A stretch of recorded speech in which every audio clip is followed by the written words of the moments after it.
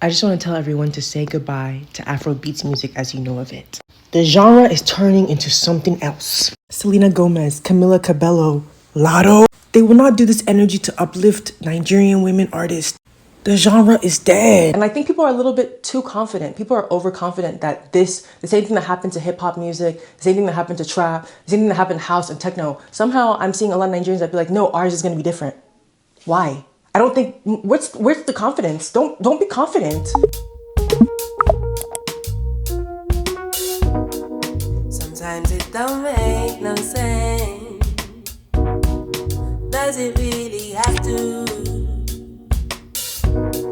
There is nothing I can say. Hi, welcome to Mayowa's World. Hi y'all, my name is Mayowa and today I am going to be talking about the gentrification of Afrobeats music. So if you're new to my platform, my name is Mayowa. I'm supposed to be having a little bit of a break from YouTube, but sometimes when I just feel so moved to talk about something, I just really want to talk about it. Typically on my platform, I talk about anti-blackness, texturism, colorism, featureism. But today I'm going to be talking about Afrobeats music and the gentrification of different genres of music, of black music, really. I'm done with these remixes, right? I'm done. When Rema did Calm Down, loved the song. Featuring Selena Gomez, I don't play that version. When Justin Bieber hopped on Essence, I don't understand. I don't understand. When Ed Sheeran made a song with Burner Boy, I don't understand. Is unavailable with Lotto. I don't understand. Because you know what it is? So before y'all come and write me in the comments telling me this is just how business works, this is just how things are, like, you know, it's always about, you know, trying to get bigger and like that. I understand how business works, y'all. Like, I get it. We are living under capitalism. I am fully aware. But what I like to speak to is integrity, right?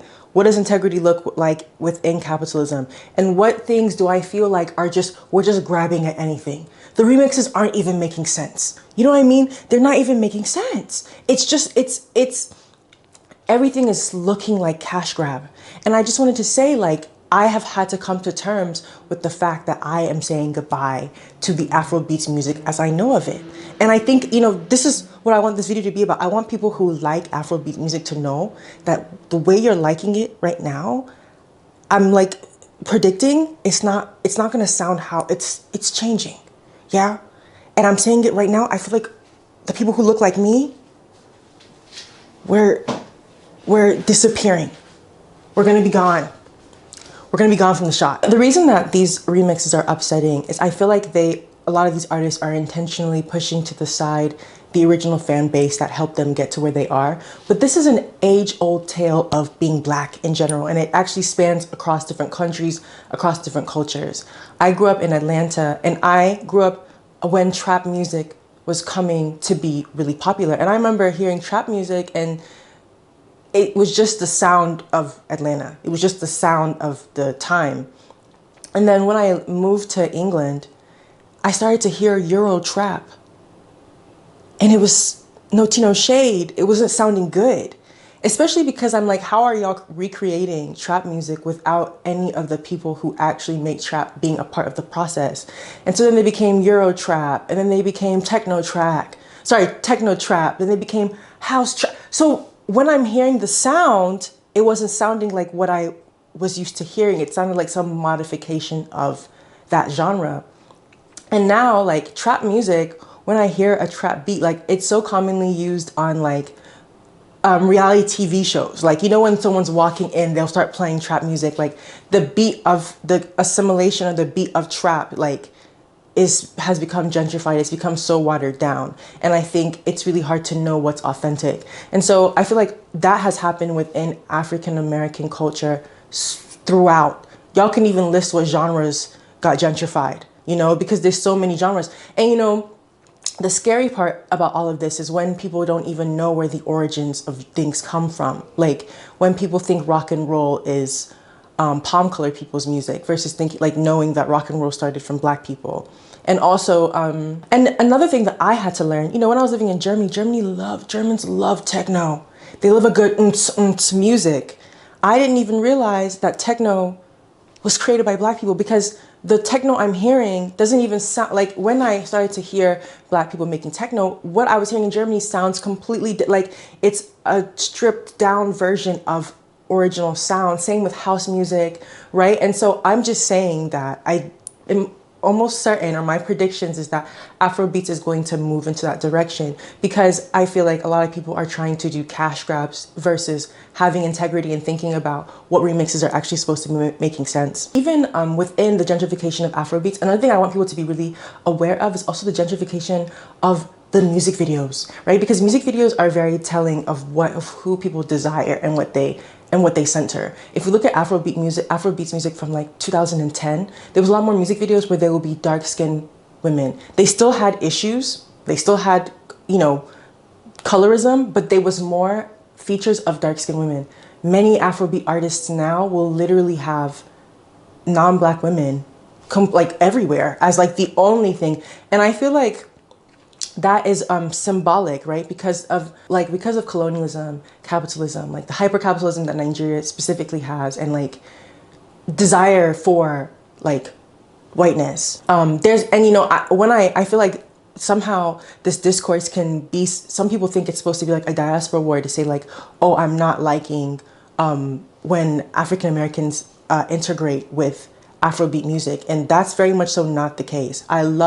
I actually think that Afrobeats has a lot of potential to reach Black diaspora and grow within Black diaspora and keep potential, but I don't think that that's what's going to happen. I personally I love Somebody's Son by Tiwa Savage and Brandy. I feel like that was such a great collaboration. Like, I couldn't imagine anyone else singing that but Brandy. And the fact that she was even singing in Yoruba, like when I hear that song, I just get chills. That's a perfect collaboration.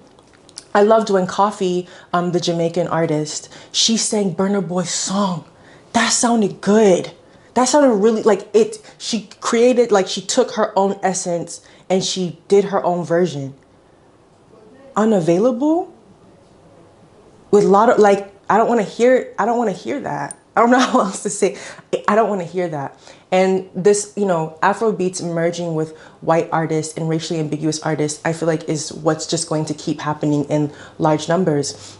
And the reason that I think it's a gentrification is because it doesn't go both ways, right? Like, you would never see Taylor Swift be like, you know who I need to have on this track? Ashake. Yeah, like Ashake needs to be on this Taylor Swift track. Like, it doesn't happen both ways, right? Like, it's not like their like biggest song that hits in their country, they need to go and get access to Nigerian artists for it to blow, even though Nigeria has a population of 201 million people. So there's a lot of people that in that area that would even support. But that's not how it is. It's supposed to be a crossover into American culture. But what I'm examining is which American culture, like which artists, who are we deciding to, like, a collaboration, it needs to make sense. And like, I will never like that there's so many songs, Afrobeat songs with Chris Brown, who is a colorist. Like, it's not clicking. Like, I don't know, something about not wanting dark-skinned women in your working with dark-skinned men artists. Like, I feel like a lot of Afrobeat artists are just selling out because they want to be the next P. Diddy. They want to be the next people who are like, you know, selling out their thing to like be at the top. And the people who it's going to affect are people who, you know, have cultural identities aligned with Afrobeats, or just even like the sound, like the authenticity and like the Africanness to it. I don't really feel like these features are actually adding to the music. I thought it was so interesting when Burna Boy did a song with Sam Smith, but like doesn't speak out on LGBT issues in Nigeria. And like that severity of like being LGBT and Nigerian, like, I don't know, it's really just giving where the money resides. And that's their option, right? But as consumers, as someone who, like I said, I've gone through cycles of gentrification within music, within hair products, right? Because this doesn't feel any different than the gentrification of like, or like the video I made about Miel Cosmetics and how they were paying some and how they were allegedly paying some white influencers to talk about the hair product because they want to have access. But just because these things happen, like we have every right to critique and we have every right to question the integrity. I feel like, you know, when I think of artists like Fela Kuti, who is a Nigerian artist that was making really great music. When I think about Fela, if he was to have made a song with Elvis, would that collaboration have made sense? No. And you know what else? Not on top of the fact that the collaboration wouldn't have made sense, I think it would have also taken away from his integrity and the integrity of what people think Fela Kuti stands for in his music, right? Like Fela Kuti is supposed to be, you know, talks openly about being anti-capitalist, talks openly about colonialism, talks openly about systems of oppression. If he was to make music with Elvis, his fan base has every right to be like, what's going on? And he had so much reach without having to have access to Elvis. But I just think that I don't really know if there's people who really want to be known for integrity when it comes to music. I don't know. In Afrobeats, I don't know. There's many people that are, but they're just not mainstream. There's actually many people that are. There's so many Afrobeat artists that are actually really aligning with integrity.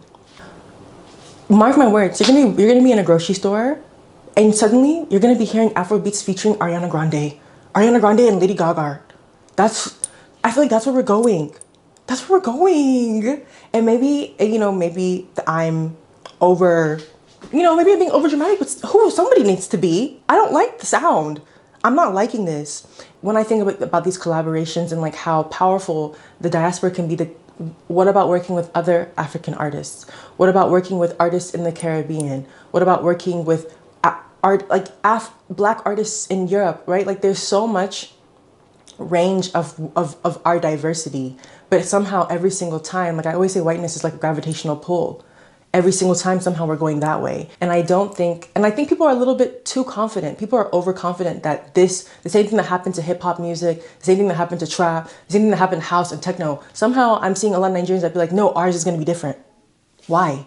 I don't think, where's the confidence? Don't be confident. Like, whiteness is so insidious. Like capitalism is so insidious. Capitalism is so insidious. Like you think you may have the reins and suddenly you don't have the reins. And then what? So what, like 15 people are living good and 15 people have money and then the genre's gone?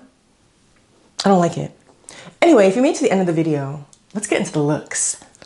My makeup was inspired by this girl I follow online. Her name is Chelsea. I'll put up her at. She does just really gorgeous makeup. But I love a good aqua every time. I love a good blue. If y'all know me, I love a good blue. I'm layering jewelry. I've had like really bad eczema that was preventing me from like wearing jewelry for a long time. But your girl finally got her eczema taken care of. So now I can layer. And the top, I don't think you can see it, but it has this cute little it has a cute little pendulum on it. Tied a scarf up, marine spirit, yeah. So yeah, if you made it to the end, tell me which part of the look you like, the layered look, you know? So thanks for watching, have a great day, bye.